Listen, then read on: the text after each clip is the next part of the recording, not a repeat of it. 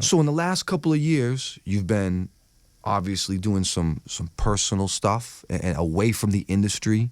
Were you recording during the process, or were you just kind of doing your own thing and doing the family stuff? No, I didn't record at all. You know, when the last album came out, I was doing a lot of community and political organizing and activism, and I still do that stuff.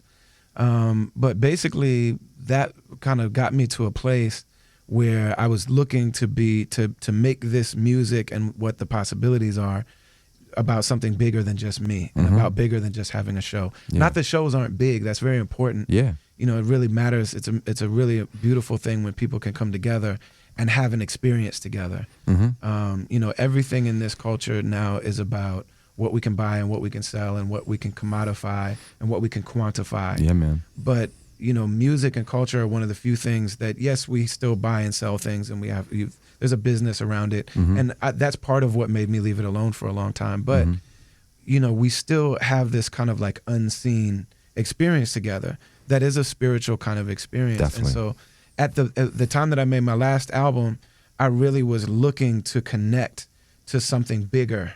And so I thought maybe that the political thing could be that. And so I really, you know, got involved and got really well versed in those kind of things, and I actually trained Shaka Mkali, I Self Divine. Yeah. Basically, he trained our generation and the younger generation of organizers in this city. Yeah. So Misha from Black Lives Matter, who shut down the police station for 18 days. Yeah. You know what I mean? She comes through that right. Him basically as our local like guru. Yeah. Of organizing and of politics and of power building for marginalized communities. So most definitely. I went and trained with him and studied with that group and did the whole thing. And I don't know what other people experience in that work, but one of the things that I experienced is that it was difficult for me to navigate my ego in that space. Like when you come out and you're like, I'm gonna be a rapper. It's well known. Like everybody's gonna look at me. Right. I'm going to talk about like my ego is gonna fuel this. Yes. And then this is gonna fuel my ego. Yeah. And the ego is very happy just doing that. Yeah. Because basically we all have like a child that lives inside us that's demanding, and that's what the ego is. Some people's ego is a little baby that's just like, I want so and so, and it's like screaming. And it's like you have a relationship with your ego. When am I going to give it what it wants? When am I going to starve it? Real. When am I going to discipline it? Yeah. Those kind of things. So when you're just going out to make records and throw shows and go in business, it's like, this is about me and my personality and my ego and my money and my attention. And it's fine. But the minute you start to say, I'm going to connect this to being about something bigger than me, it's not like the ego is like, okay, cool, I'll just chill then. The ego turns into like a bratty teenager who starts conniving and sneaking out the house, and like the ego just grows up a little bit. Yeah. But not to the point where it's a mature adult.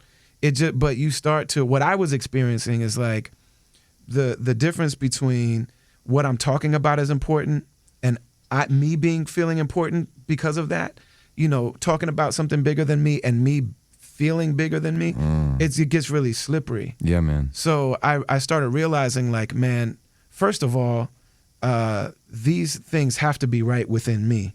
And it's not about first and second. So it's not about like, I'm going to go sit on a mountain and get enlightened, then I'm going to come and be Martin Luther King and save the world. But really the things have to go together, and it has to be a balance. So I started to realize with myself that it showed up because I was experiencing bitterness. Where, you know, I put a lot of work into that album. And me and Jake One at that time put out 3 albums in 1 year. So it was like one about relationship stuff, one that was just a mixtape of me just spitting over his beats, and then the album that was the political thing. And my fans didn't respond to it the way that they responded to my earlier music, because they're used to hearing me telling these personal stories and rocking the party and all that kind of stuff. And so for me to come out and say, this is what I think about politics, and this is about white supremacy and all of this stuff. And it was kind of like, man, that's not the deal that we have. Yeah, right. You know what I mean? Right. And so some of them have really come to appreciate that music over time, especially after the election and things like that. People saying like, we really appreciate this album now. But at the time, they were just got a little quiet, and I started feeling like, why aren't you responding more? And I started realizing like, wow, my ego is really trying to compromise this whole thing. So I needed a way to really get in touch with myself, to become more self-aware, and to do the individual healing that I need from my own heart.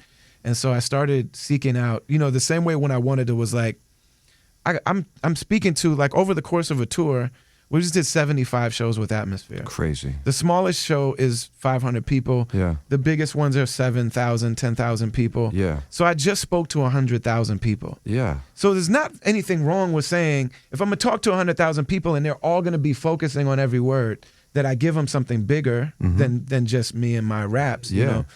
But I also needed to check in with self. So I said, okay, the same way that I went and talked to I Self Divine and studied with organizers, who are the people of spirituality that I can go to? So within Islam, it's the Sufis.